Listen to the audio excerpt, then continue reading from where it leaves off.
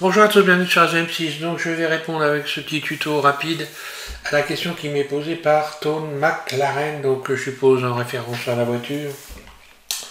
Donc Tone McLaren, peut-être tu es en anglais, j'en sais rien, enfin peu importe. Tone, je vais t'expliquer donc comment réaliser, tu me poses la question, savoir comment faire donc un coude de tuyau femelle. Et des tuyaux mâles, les tuyaux mâles, ça va forcément à l'intérieur du tuyau femelle. Donc c'est pas très difficile à réaliser. Je vais faire cette démonstration là, donc on est encore dans les tuyaux. Pour ceux qui n'aiment pas les tuyaux, tant pis pour vous, j'ai envie de dire, parce que on voit que, d'ailleurs au passage, comme on revient dans les tuyaux, je tiens à vous dire, pour ceux qui n'auraient pas suivi l'affaire des tuyaux, que mon plus grand score de vue, c'est sur les tuyaux. La modélisation des tuyaux. Donc bon, peu importe, je ne vais pas en parler pendant 10 heures. Je vais donc repasser sur Blender 3.4 et faire cette démonstration donc pour répondre à ta question Tone.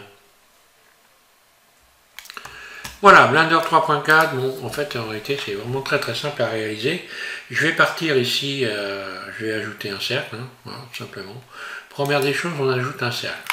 Ici on passe en mode Edit en cliquant sur Tab. Donc on obtient ceci. Et on va faire une rotation sur l'axe Y ici, donc RY 90, pour mettre notre cercle debout en face de nous quand on met en vue 1.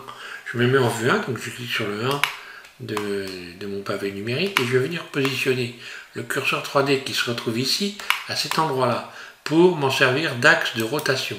Voilà, donc je l'ai positionné ici. D'ailleurs, je vais peut-être le mettre un petit peu plus bas d'ailleurs, pour avoir un peu de... Non.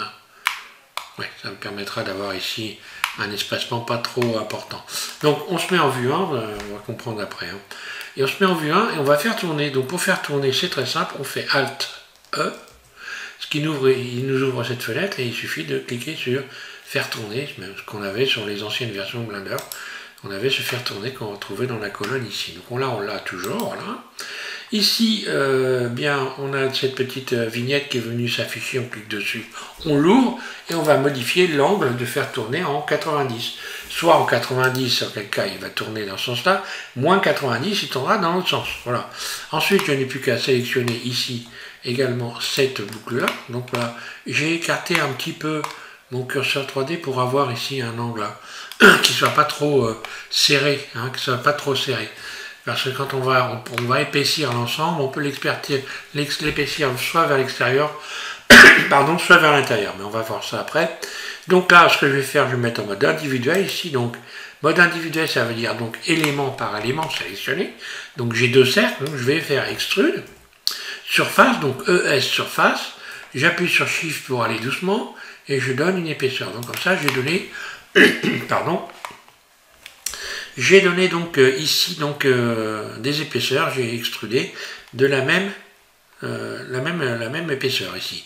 Après, je n'ai plus qu'à faire à sélectionner ici cette première boucle là. Je vais faire extrude, un clic roulette. Donc j'ai pour ma première piste femelle, j'ai envie de dire, qui est faite.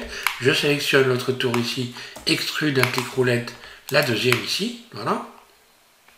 À partir de là, il y a une chose qui est très simple, déjà je vais l'adoucir déjà, donc moi j'ai directement dans mes raccourcis, dans mon menu favori, je l'ai installé, ombrage auto-lissé, voilà, je le fais directement comme ça, autrement on l'a ici, lorsque l'on va dans le mode face, ici on peut faire auto-lisser, voilà, ombrage auto-lissé, il faudra cocher ici, en même temps, normal, et il faudra cocher ici, voilà. Donc j'ai cette partie là. Maintenant pour donner une épaisseur et créer le tuyau mâle, je vais le truc le plus simple, je vais solidifier l'ensemble. Solidifier l'ensemble, donc on va dans face, on va solidifier les faces. Ici, voilà.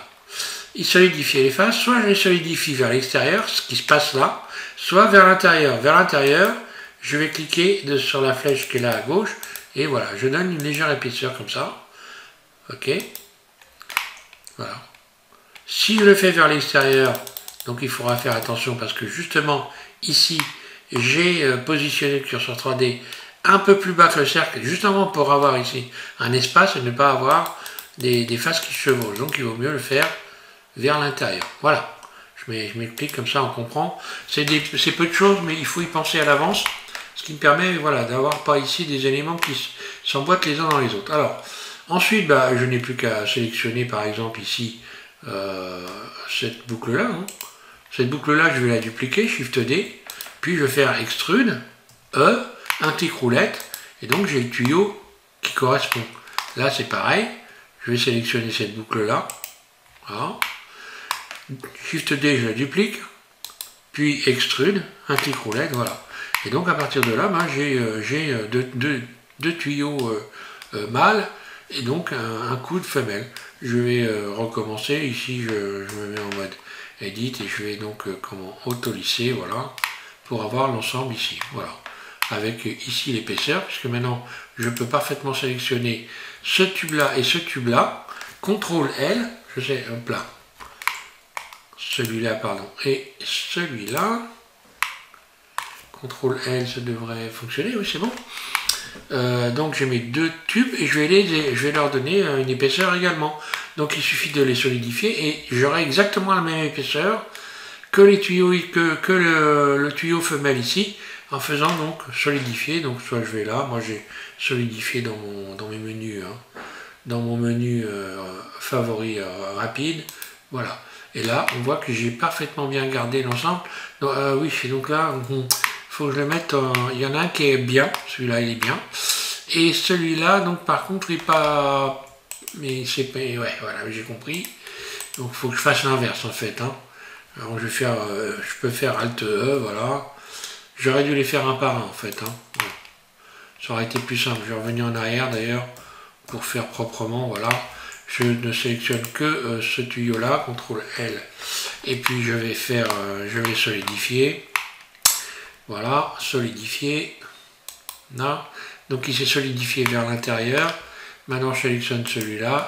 CTRL L, solidifier. Voilà, il se solidifie vers l'extérieur. Donc là, j'ai -2, ben, je vais mettre à plus. Je renverse la vapeur en mettant plus 0,2. Et voilà. Comme ça, j'ai exactement les mêmes épaisseurs. J'ai deux tuyaux. Je peux même en faire des objets différents. CTRL L. Voilà, je peux faire par exemple P, séparé. Donc je vais faire une nouvelle sélection. Là. Puis pareil ici. Là, je sélectionne cet élément-là. Je passe donc voilà, CTRL L, puis P, sélection. Voilà. Et maintenant, j'ai trois éléments. Un tuyau, deux tuyaux, trois tuyaux. Voilà. Ça, c'est éventuellement pour ceux qui veulent faire des choses assez réalistes. Hein. Ce qui fait que maintenant, bah, je peux parfaitement sélectionner celui-là. Puis si je fais un GX, bah, je peux l'intégrer à l'intérieur. Hein. Je peux le positionner vers l'intérieur. Si je fais par exemple ici un GZ, eh bien voilà. Comme ça, si je me mets en mode transparent Alt Z, eh bien on a bel et bien ici la vue du tuyau qui est positionné vers l'intérieur. On ne sait jamais, hein, pour ceux qui font des maquettes, enfin tout un tas de choses, hein. Voilà, Alt Z, qui veulent avoir quelque chose de réaliste, hein, voilà, ça donne ça. Donc voilà Tone, j'espère avoir répondu à ta question, c'est pas très compliqué les tuyaux. Hein. Alors pour ceux qui veulent en savoir plus sur les tuyaux, j'en ai fait vraiment alors des tutos, hein, des gouttières et tout ce qu'on veut. Hein. Il suffit de taper donc SVM6 tuyaux et puis vous aurez un tas de tutos, que ce soit pour les versions qui sont dans les dernières versions de Blender hein, et les anciennes également qui sont beaucoup plus vieilles pour ceux qui n'ont pas la chance de pouvoir télécharger Blender des dernières versions de Blender qui sont toujours restées sur les versions anciennes, plus ou moins anciennes. Donc j'ai laissé tous les tutos sur des versions anciennes de Blender. Et donc voilà, ça permet à tout le monde de continuer à travailler, s'amuser. Donc en ce qui concerne les tuyaux, rien n'a quasiment changé, que ce soit à partir de la version 2.9 de Blender et celle que j'utilise actuellement, donc la 3.5, 3.4, il n'y a quasiment pas de différence. Hein, voilà. Merci à tous de suivre SVM6. On continue donc avec un QCM sur les derniers tutos que je viens de réaliser au sujet donc d'une ambiance disco, hein, puisqu'on a fait une boîte de nuit en fait avec tout un tas d'éclairage. Eh bien, je vais vous faire proposer un QCM pour ceux qui ont travaillé cette série.